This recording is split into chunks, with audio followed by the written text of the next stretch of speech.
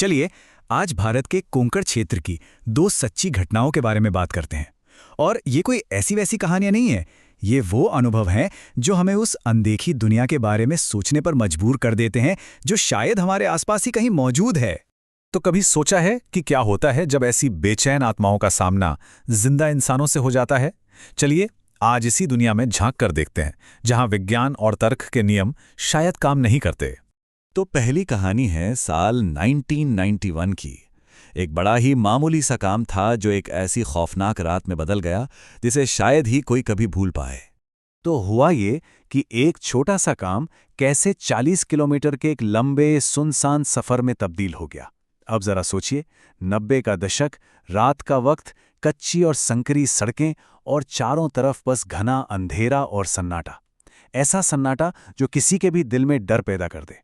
अब जो घर वापसी का रास्ता था ना, वो एक बड़े ही सुनसान पहाड़ी दर्रे से होकर गुजरता था। और वो जगह वैसे भी अपनी भयानक दुर्घटनाओं के लिए काफी बदनाम थी। लोग कहते थे कि वहां कई लोगों ने तड़प तड़प कर जान भी थी। और बस तभी कहानी में आता है वो मोड़ जो सब कुछ बदल देता है।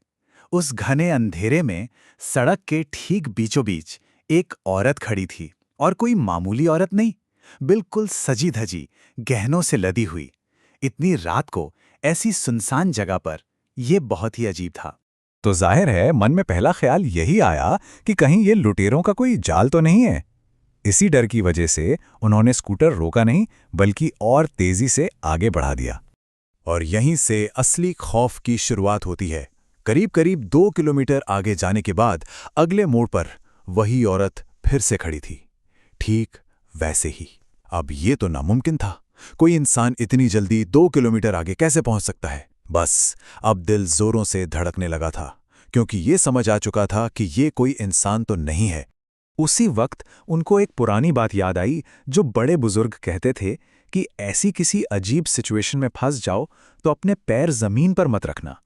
माना जाता है कि इससे शरीर का जमीन से जो कनेक्शन होता है, जिसे अर्थिंग कहते हैं, वो टूट जाता है और कोई बुरी आत्मा काबू नहीं कर पाती। बस यही छोटा सा नुस्खा उस रात उनकी ढाल बन गया। और जैसे ही उन्होंने स्कूटर दौड़ाते हुए वो घाटी पार की, पीछे से एक डरावनी आवाज गूंजी, सुटलास रे सुटलास, मतलब बच गया रे बच गया। ये सुनते ही तो मानो उनकी रूह ही कांप गई। वो पूरी तरह ठंडे पसीने से भीगे हुए थे, लेकिन किसी तरह से सही सलामत घर पहुंच गए। तो ये तो थी पहली कहानी। अब जो दूसरी घटना है वो शायद इससे भी ज्यादा हैरान करने वाली है, क्योंकि ये एक परिवार के अंदर की कहानी है जहां एक आत्मा ने घर के ही एक सदस्य के शरीर पर कब्जा कर लिया था। देखिए सब कुछ कैसे बदला। एक मामूली सा एक्सीडेंट होता है और उसके बाद घर का एक सदस्य, जो एक ब्राह्मण था, अचानक घर पर कुरान ले आता है और दिन में 5 बार नमाज पढ़ने लगता है। जरा सोचिए उस परिवार पर क्या गुजर रही होगी। वो सब पूरी तरह से हैरान और डरे हुए थे। जब परिवार ने हिम्मत करके उस आत्मा से बात करने की कोशिश की, तो जो वजह सामने आई वो और भी चौंकाने वाली थी। आत्मा ने बताया, अल्लाह की मेरी सेवा अधूरी रह गई थी, मुझे उसे पूरा करने के लिए एक पवित्र शरीर चाहिए था, और चाचा का सात्विक शाकाहारी जीवन उसे इस काम के लिए बिल्कुल सही लगा। इस कहानी का अंत भी उतना ही अजीब है। परिवार उन्हें गंगापुर में एक पवित्र स्थान पर ले गया। वहां एक कुंड में जैसे ही उनके सिर को डुबोया गया, आत्मा ने उनका शरीर छोड़ दिया और चाचा फौरन पहले जैसे नॉर्मल हो गए। और सबसे ज्यादा अजीब बात पता है क्या थी? उन्हें उस पूरे समय में क्या हुआ इसका कुछ भी जरा सा भी याद नहीं था। अच्छा, ये सब कहानियां सुनने के बाद एक सवाल तो मन में आता ही है कि आखिर ये भूत या आत्मा, ये होती क्या चीजें हैं? चलिए इसके पीछे की एक पुरानी धारणा को समझते हैं। देखिए, एक बहुत पुरानी धारणा है पंच महाभूत की। इसके हिसाब से हम सबका शरीर 5 महान तत्वों से मिलकर बना है: पृथ्वी, जल, अग्नि, वायु और आकाश। अब समझने वाली बात यह है कि मौत के बाद इस शरीर का होता क्या है। यहां पर थ्योरी बहुत दिलचस्प है। देखिए, जब इंसान की मृत्यु होती है और दाह संस्कार होता है, तो शरीर के 2 तत्व तो खत्म हो जाते हैं, पृथ्वी यानी हमारा ठोस शरीर, और जल यानी खून और बाकी तरल पदार्थ। तो बचता क्या है? बचते हैं बाकी 3 तत्व: अग्नि यानी ऊर्जा, वायु यानी गति, और आकाश यानी स्थान। इन्हीं तीनों से मिलकर आत्मा का सूक्ष्म शरीर बनता है। और शायद इसीलिए आत्माएं हमें छू नहीं सकती, लेकिन उनकी मौजूदगी महसूस की जा सकती है। तो इन सब डरावनी अजीब कहानियों का आखिर मतलब क्या है? हम इनसे क्या सीख सकते हैं? इसका सबसे जरूरी सबक अब सामने आने वाला है।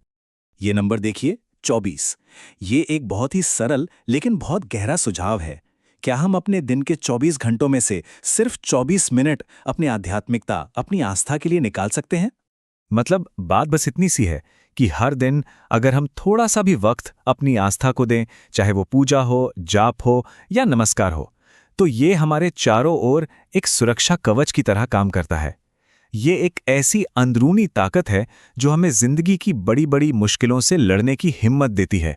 तो आखिर में हम सब के लिए सोचने वाली बात यही है, आज के इस दौर में जहां हम हर चीज पर शक करते हैं, हर चीज का सबूत मांगते हैं, क्या विश्वास में अब भी कोई ताकत बची है? इन कहानियों को सुनने के बाद ये सवाल और भी जरूरी हो जाता है।